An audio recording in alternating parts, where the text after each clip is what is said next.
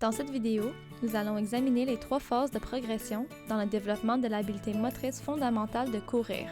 Premièrement, nous regarderons les mouvements d'un participant en phase débutante de son développement de l'habileté motrice. Deuxièmement, nous examinerons les mouvements associés avec le stade de développement intermédiaire. Et enfin, nous regarderons les mouvements associés à la phase avancée de développement de l'habileté motrice. Avec un participant en phase débutante de l'exécution ou l'application de l'habileté, voici les qualités que vous allez probablement observer. La tête est baissée, le regard est orienté vers le pied ou le sol. Le corps est tenu droit ou incliné trop vers l'avant. La jambe d'appui reste fléchie durant la poussée.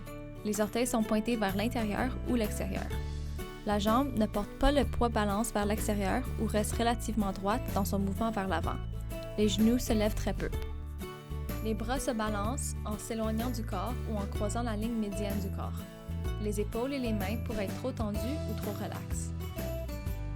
Avec un participant en phase intermédiaire de l'exécution ou l'application de l'habileté, voici les qualités que vous allez probablement observer.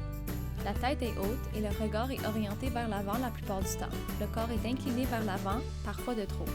La jambe d'appui s'allonge durant la poussée avec les orteils pointés vers l'avant. La jambe qui ne porte pas le poids balance en arrière dans un mouvement exagéré avant de retourner vers l'avant.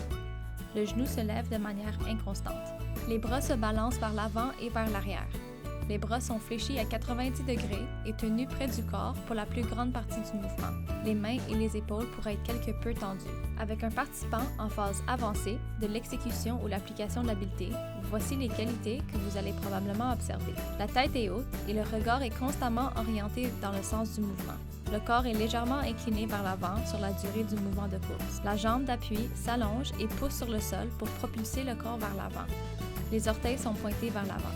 La jambe qui ne porte pas le poids balance en arrière à 90 degrés ou plus. Le mouvement est automatique et fluide. Le genou est levé en parallèle avec le sol pour allonger la foulée. Le balancement des bras est constant et rythmé. Les bras sont fléchis à 90 degrés sur la durée du mouvement. Les épaules et les mains sont relaxes et le mouvement des bras s'accélère pour aller plus vite.